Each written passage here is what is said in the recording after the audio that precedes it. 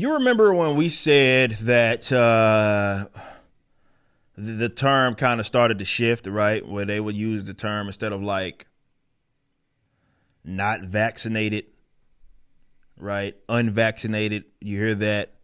And then the term started to shift in terms of what they would use to describe certain deaths and hospitalizations. They say not fully vaccinated.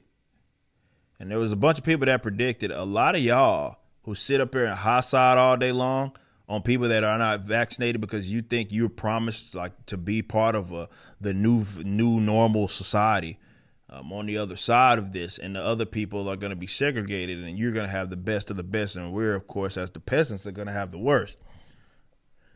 And you hot side all day long. And a lot of us were like, you do understand you're going to be in the boxcar too eventually, because they're going to expect you constantly, like a fucking crack fiend, to get boosted up. And if you go an extended period of time, you also, despite you having got 7 jabs, you will at some point be considered not vaccinated or not fully vaccinated, meaning that all of this shit that you were promised, you won't get access to.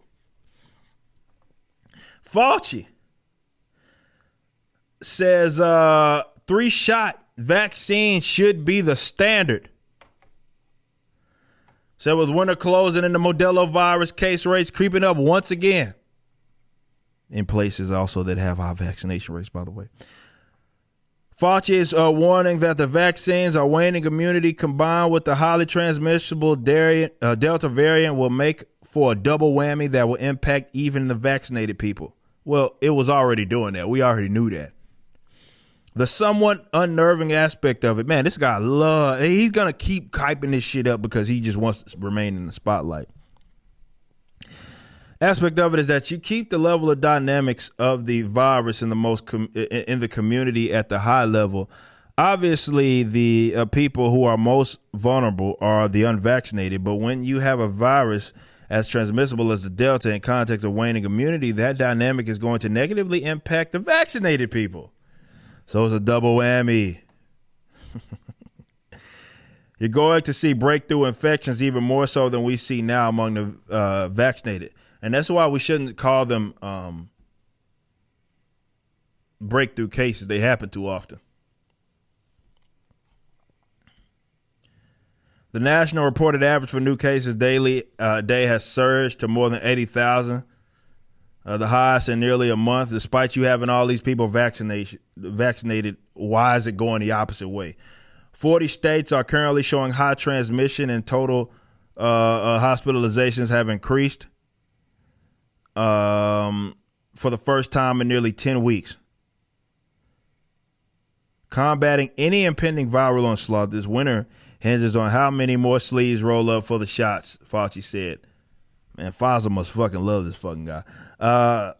It won't only be important to persuade roughly 60 million recalcitrant, I don't know what the fuck that means, people who have yet to get the first dose, but also how well we implement a booster program.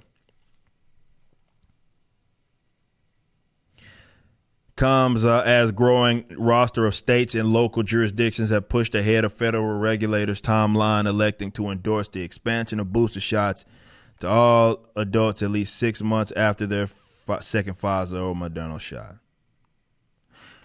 These guys are going to, you're crack fiends. You guys are going to keep having to get this shit. And by the end of the year, you're talking on the upward of maybe 4-5 booster shots, depending on which one you got. And somehow you guys think that shit's fucking normal, which is the weird thing, right? They act like, it's standard. No, it's not. I don't sit there unless I don't know fucking you on diabetes. You got diabetes, and then you're referring to insulin or something. I don't know. But motherfuckers just don't go around getting injections for the same thing over and over like that. Unless they got something wrong with them. That's weird. And definitely with something that is being deemed as a vaccine. Traditionally, It's not sounding like one of those. Symptom mitigator, therapeutic at best, but why the fuck do y'all keep having to get it?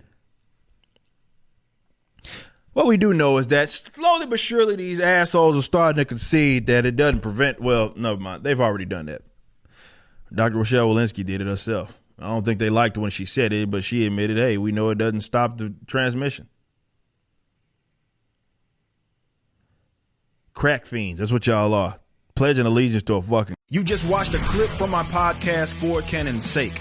Catch us live at 12 p.m. throughout the week over at youtube.com/YoungRipper59 and follow us over at odyssey.com/@YoungRipper59. If you want to watch the entire video cast after the show is over, just be sure to become a member on the YouTube channel. Of course, the full audio portion of the podcast is available for free on all major digital platforms, or just visit forcanonsake.com.